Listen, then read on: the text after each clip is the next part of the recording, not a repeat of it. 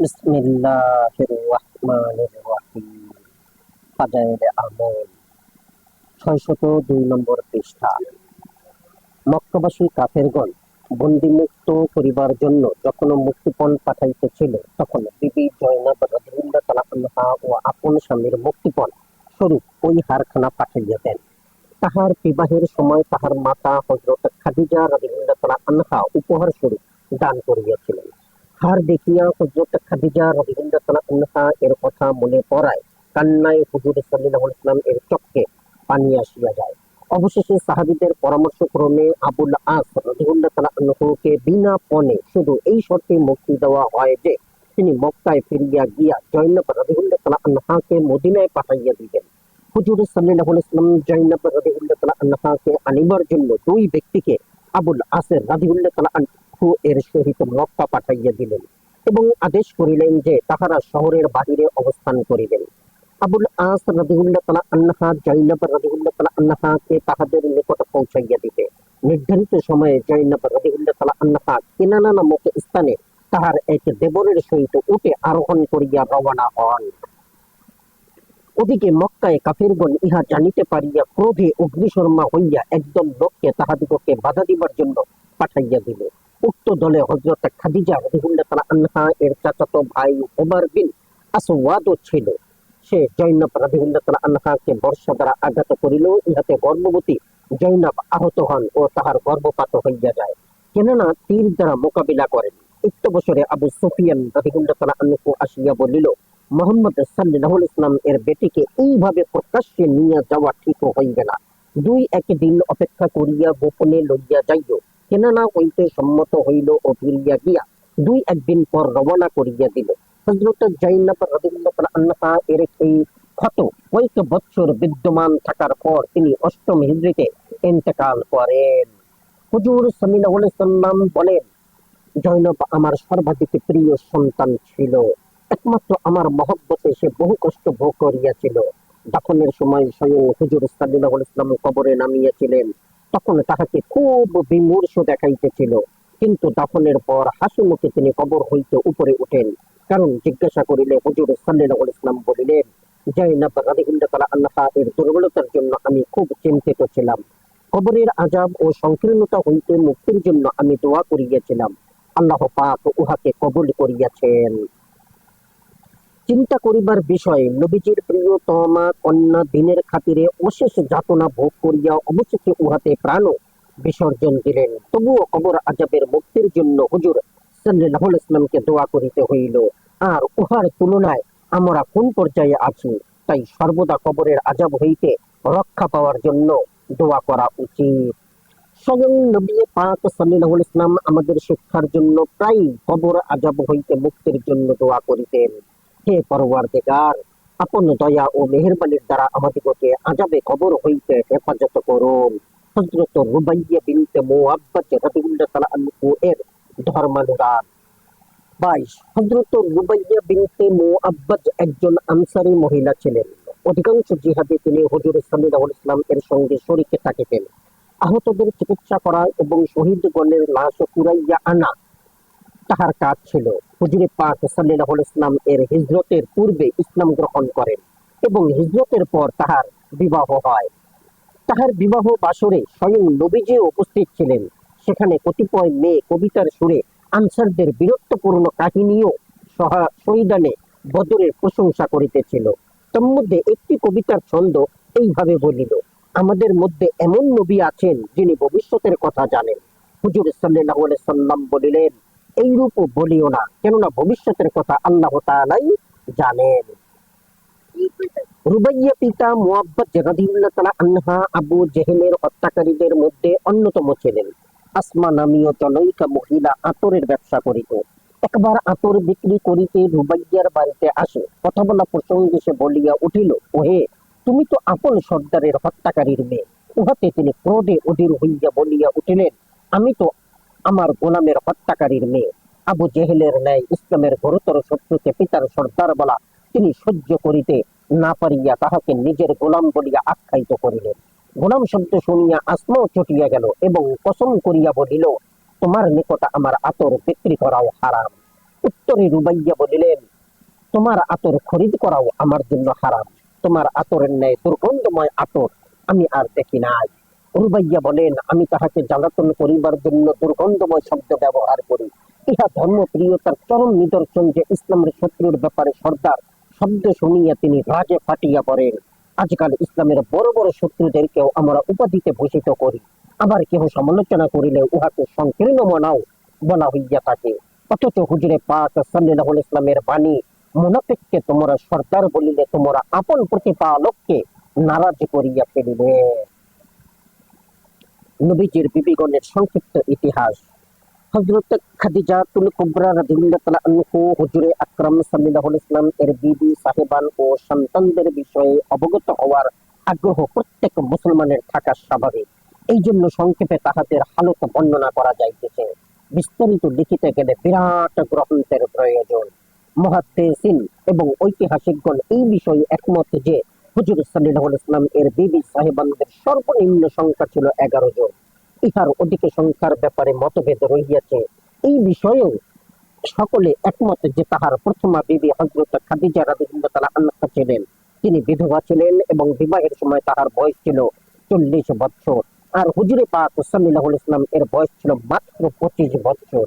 হযরত ইব্রাহিম ব্যতীত হুজুরে পাক সাল্লাল্লাহু আলাইহি ওয়াসাল্লাম এর সকল ছেলে মেয়ে তাহার গর্ভে জন্মগ্রহণ করেন। খাদিজার সহিত বিবাহের প্রস্তাব সর্বপ্রথম ওরাকা বিন নওফেল আনয়ন করেন, কিন্তু কোনো কারণবশত তখন বিবাহ হয় নাই। পরে দুই ব্যক্তির সহিত তাহার বিবাহ হয়। অধিকাংশের মতে আতিক বিন আয়েজের সহিত তাহার প্রথম বিবাহ হয়। সেই ঘরে তাহার হিন্দ নামক একটি মেয়ে পয়দা হয়। তিনি বড় হইয়া ইসলাম গ্রহণ করেন। কেউ কেউ বলে আতিকের ঘরে আবদুল্লাহ অথবা আবদে মানাফ নামক একটি ছেলেও জন্মগ্রহণ করে। অতঃপর আবু হালার সহিত হযরত খাদিজা রাদিয়াল্লাহু তাআলা আনহা এর বিবাহ হয়। সেই ঘরে হিন্দ এবং হালা নামক দুই সন্তান জন্মে। দুইজনই পুত্র সন্তান। কেহ বলে হিন্দ পুত্র ও হালা কন্যা ছিল। হিন্দ হযরত আলী রাদিয়াল্লাহু তাআলা আনহু এর খেলাফত কাল পর্যন্ত জীবিত ছিল। আবু হালার ইন্তেকালের পর নবীজির সহিত আম্মাজান খাদিজা রাদিয়াল্লাহু তাআলা আনহা এর বিবাহ হয়। 25 বছর কাল তিনি নবীজির খেদমতে থাকিয়া দশম নববী সনে 65 বছর বয়সে তিনি রমজান মাসে ইন্তেকাল করেন। হুজুর সাল্লাল্লাহু আলাইহি ওয়াসাল্লাম তাহাকে অত্যন্ত ভালোবাসিতেন। তাহার জীবিতাবস্থায় হুজুর সাল্লাল্লাহু আলাইহি ওয়াসাল্লাম অন্য স্ত্রী গ্রহণ করেন নাই। ইসলাম গ্রহণের পূর্বেও তিনি তাহারা বা পবিত্র নামে খ্যাত ছিলেন। এই জন্য তাহার পূর্বেকার সন্তান দিগকে বনু তাহেরা বলা হইত। হাদিসের কিতাব সমূহে তাহার বহুবিধ ফজিলতের বর্ণনা রয়েছে। ইন্তেকালের পর দাফনের জন্য স্বয়ং হুজুর সাল্লাল্লাহু আলাইহি ওয়াসাল্লাম তাহার কবরে অবতরণ করেন। অবশ্য তখন পর্যন্ত জানাজার হুকুম নাযিল হয় নাই।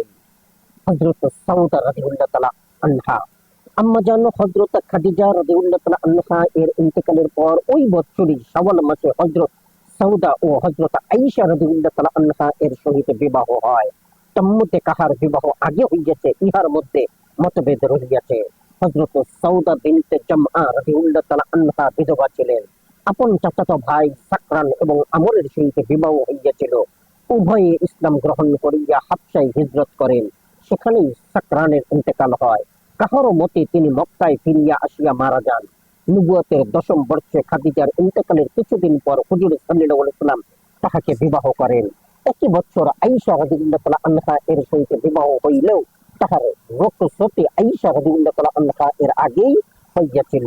অধিকাংশ সময় নামাজে মশগুল থাকাই হুজুরে পাক সাল্লাল্লাহু আলাইহি ওয়াসাল্লাম এর অভ্যাস ছিল। একদিন হযরত সাউদা রাদিয়াল্লাহু তাআলা আনহা বলিলেন, হুজুর, আপনি আজ এত লম্বা রুকু করিলেন যে আমার নাসিকা দিয়া রক্ত বাহির হইবার উপক্রম হইয়াছিল। তিনি হুজুরে পাক সাল্লাল্লাহু আলাইহি ওয়াসাল্লাম এর পেছনে নামাজ পড়িতেছিলেন এবং খুব মোটাসোটা ছিলেন বিদায় হয়তো অনেক কষ্ট পাইতেছিলেন। একবার কোনো কারণবশত হুজুর সাল্লাল্লাহু আলাইহি ওয়াসাল্লাম তাহাকে তালাক দিবার খেয়াল করিয়াছিলেন। তিনি আরজ করিলেন, ইয়া রাসূলুল্লাহ, স্বামীর কোন আকাঙ্ক্ষা আমার নাই। আমি শুধু এই আশাটুকু পোষণ করি যেন বেহেশতে আপনার স্ত্রীগণের দপ্তরে আমার নাম থাকে। এই জন্য দয়াপূর্বক আপনি আমাকে তালাক দিবেন না। আমি স্বেচ্ছায় আমার অংশ আয়েশাকে দিলাম। হুজুর সাল্লাল্লাহু আলাইহি ওয়াসাল্লাম তাহা কবুল করিলেন ও তাহার প্রাপ্য অংশে আয়েশা রাদিয়াল্লাহু তাআলা আনহা এর ঘরে থাকিতেন। 54 বা 55 হিজরিতে অথবা কাহারো মতে হযরত ওমর রাদিয়াল্লাহু তাআলা আনহু এর খেলাফতের শেষ দিকে হযরত সাউদা রাদিয়াল্লাহু তাআলা আনহা ইন্তেকাল করেন। কুরাইশ বংশের অপর এক মেয়ে লোকের নামও ছিল সাউদা রাদিয়াল্লাহু তাআলা আনহা। হুজুর সাল্লাল্লাহু আলাইহি ওয়াসাল্লাম তাহাকে বিবাহ করিবার জন্য প্রস্তাব পাঠাইয়াছিলেন। উত্তরে আরজ করিল, সমস্ত দুনিয়াতে একমাত্র আপনাকেই আমি বেশি ভালোবাসি, কিন্তু আমার ৫-৬টি ছেলে মেয়ে রহিয়াছে। আমি ইহা চাই না যে তাহারা আপনার শিয়রে বসিয়া সরগোল ও কান্নাকাটি করিয়া আপনাকে পেরেশান করুক। হুজুর সাল্লাল্লাহু আলাইহি ওয়াসাল্লাম তাহার কথায় সন্তুষ্ট হইয়া তাহার সহিত বিবাহের প্রস্তাব প্রত্যাখ্যান করিলেন। হযরত মা আয়েশা রাদিয়াল্লাহু তাআলা আনহা নবুয়তের প্রথম ১০ম সালে মক্কাতেই শাওয়াল মাসে হযরত আয়েশা রাদিয়াল্লাহু তাআলা আনহা এর সহিত হুজুরে পাক সাল্লাল্লাহু আলাইহি ওয়াসাল্লাম এর বিবাহ হয়। তখন তাহার বয়স ছিল মাত্র ৬ বৎসর। তিনি হুজুরে পাক সাল্লাল্লাহু আলাইহি ওয়াসাল্লাম এর একমাত্র কুমারী পত্নী ছিলেন, আর অন্যান্য সকলেই ছিলেন বয়স্কা ও বিধবা। নবুয়তের ৪ বৎসর পর তাহার জন্ম হয় এবং হুজরতের পর ৯ বৎসর বয়সে হুজুরে পাক সাল্লাল্লাহু আলাইহি ওয়াসাল্লাম এর গৃহে তাহার রোগশতি হয়। তাহার ১৮ বৎসর বয়সে হুজুরে পাক সাল্লাল্লাহু আলাইহি ওয়াসাল্লাম এর ইন্তেকাল হয় ও ৬৩ বৎসর বয়সে ১৭ই রমজান ৫৭ হিজরিতে তিনিও জান্নাতবাসিনী হন। তাহার ওসিয়ত মোতাবেক হুজুরে আকরাম সাল্লাল্লাহু আলাইহি ওয়াসাল্লাম এর পার্শ্বে কবর না দিয়া অন্যান্য বিবি সাহাবাদের সহিত জান্নাতুল বাকি সাধারণ কবরস্থানেই তাহাকে সমাধিস্থ করা হয়।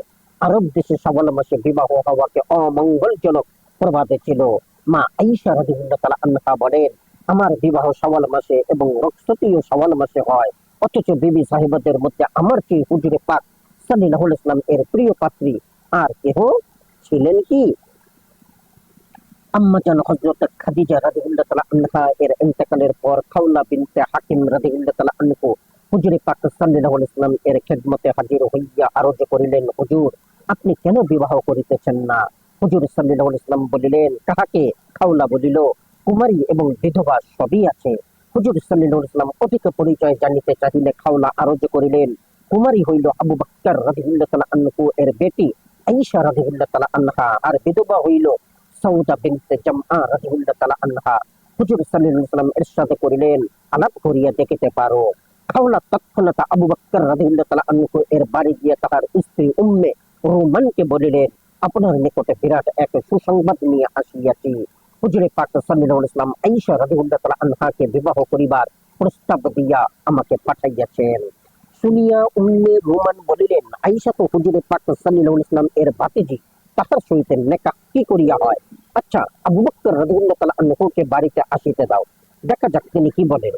আবু বকর সিদ্দিক রাদিয়াল্লাহু তাআলা আনহু বাড়ি ফিরিয়া যখন ওই প্রস্তাব শুনিলেন, তিনিও তাহাই বলিলেন।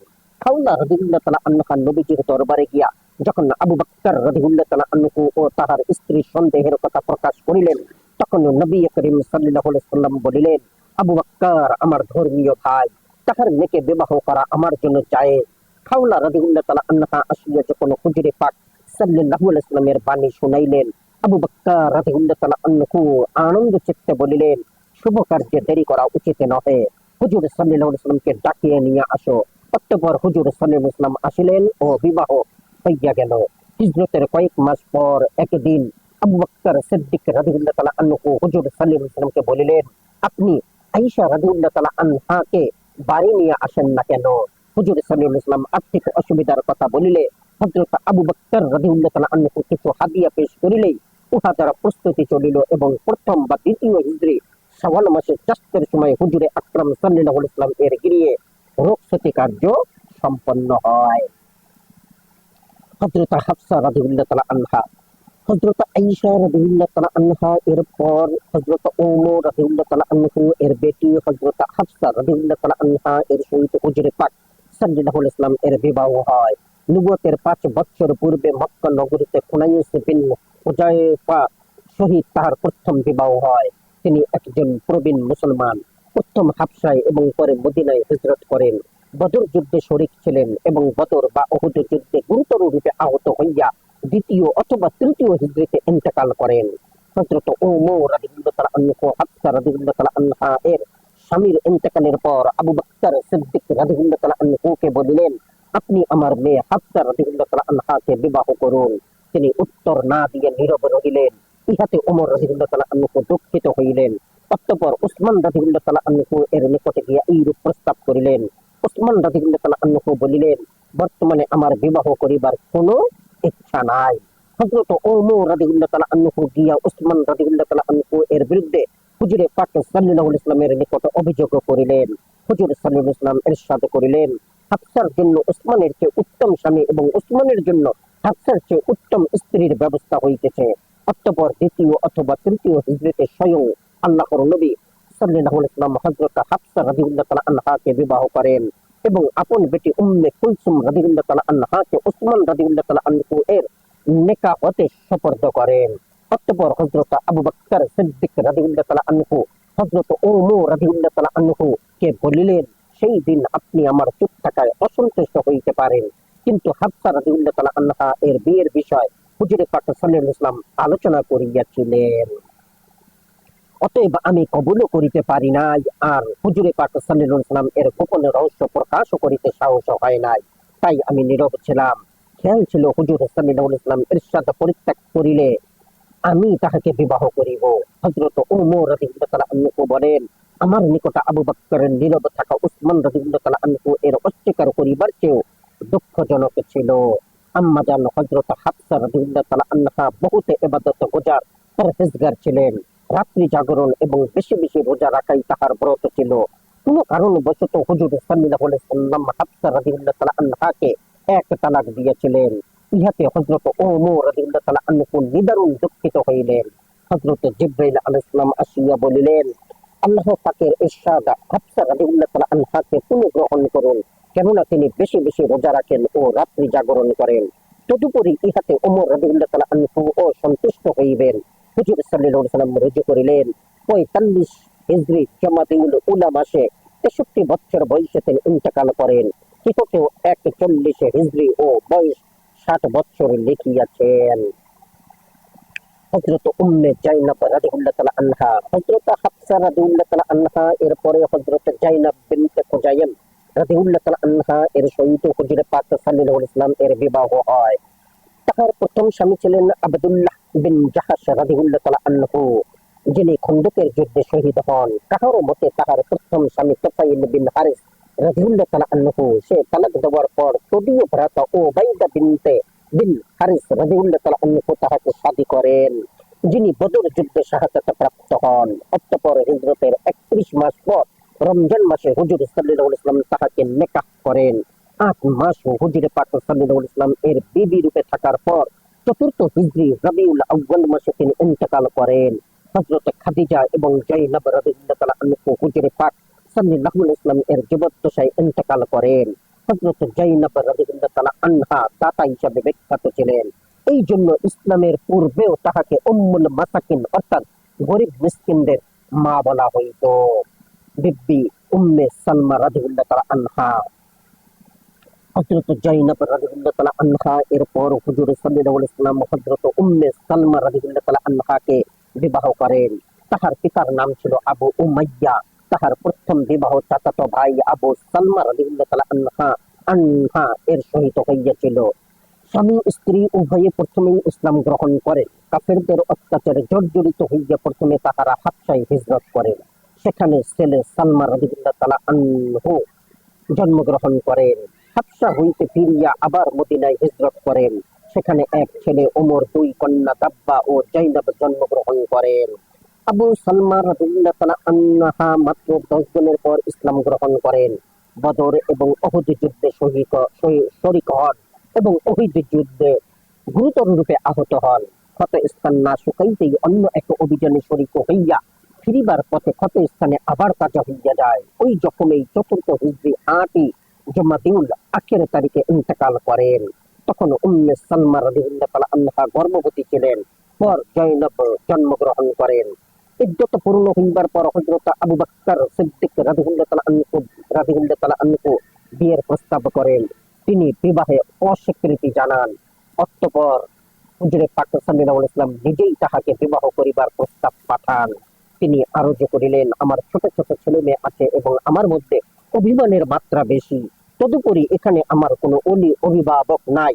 উত্তরে হুজুরে পাক সাল্লাল্লাহু আলাইহি ওয়াসাল্লাম বলিলেন, সন্তানদের হেফাজতকারী আল্লাহ পাক এবং অভিমানও আল্লাহ চাহে তো থাকিবে না। কোনো ওলি ওয়ারিস ইহাকে না পছন্দ করিবে না। তারপর উম্মে সালমা রাদিয়াল্লাহু তাআলা আনহা আপন ছেলেকেই বিবাহের ব্যবস্থা করিতে বলিলেন। সেই মতে দ্বিতীয়, তৃতীয় অথবা চতুর্থ হিজরিতে হুজুরে পাক সাল্লাল্লাহু আলাইহি ওয়াসাল্লাম এর সহিত তাহার বিবাহ হয়। আম্মা জান উম্মে সালমা রাদিয়াল্লাহু তাআলা আনহা বলেন, আমি হুজুরে পাক সাল্লাল্লাহু আলাইহি ওয়াসাল্লাম এর নিকটে শুনিয়াছি, যেই ব্যক্তি মুসিবত আসার পর এই দোয়া করিবে, হে আল্লাহ, এই মুসিবতে তুমি আমাকে সওয়াব প্রদান করো এবং পূর্বের চেয়ে ভালো প্রতিদানের ব্যবস্থা করো, আল্লাহ পাক তাহার জন্য আগের চেয়ে ভালো ব্যবস্থা করিয়া দিয়াছেন। আবু সালমা রাদিয়াল্লাহু তাআলা আনহা এর মৃত্যুর পর আমি এই দোয়া করিতাম এবং চিন্তা করিতাম, আবু সালমার চেয়ে ভালো লোক আর কে হইতে পারে। অবশেষে আল্লাহ পাক আমাকে নবীজির নেকাহ হতে সুপর্দ করিলেন। মা আয়েশা রাদিয়াল্লাহু তাআলা আনহা বলেন, উম্মে সালমার অপরূপ সৌন্দর্যের খুব খ্যাতি ছিল। বিবাহের পর আমি গোপনে তাহাকে দেখিলাম। বাস্তবে কি যেই রূপে শুনিয়াছিলাম তাহার চেয়ে অধিক পাইয়াছিলাম। আমি হাফসা রাদিয়াল্লাহু তাআলা আনহা এর নিকটে ইহা প্রকাশ করিলে তিনি বলিলেন, অবশ্য যতটুকু সুন্দরী বলা হয় ততটুকু নয়। বিবি সাহেবাদের মধ্যে সর্বশেষে তিনি 59 অথবা 62 সালে 84 বছর বয়সে তিনি ইন্তেকাল করেন। ওই হিসাবে নবুয়তের প্রায় 9 বছর পূর্বে তিনি জন্মগ্রহণ করেন। হযরত জাইনাব বিনতে খুজাইমা রাদিয়াল্লাহু তাআলা আনহা এর ইন্তেকালের পর তাহার সহিত বিবাহ হয়। হযরত জাইনাবের ঘরেই তিনি অবস্থান করেন। সেখানে গিয়া তিনি কিছু জব, একটা চাকরি এবং হাড়ি দেখিতে পান। তিনি নিজ হাতে জব পিষিয়া চর্বি ঢালিয়া কিছু হালুয়া প্রস্তুত করিয়া বিয়ের দিন হুজুর সাল্লাল্লাহু আলাইহি সাল্লামকে খাওয়াইয়াছিলেন। আমানতু বিল্লাহ। জাযাকুমুল্লাহ খাইরান। আসসালামু আলাইকুম।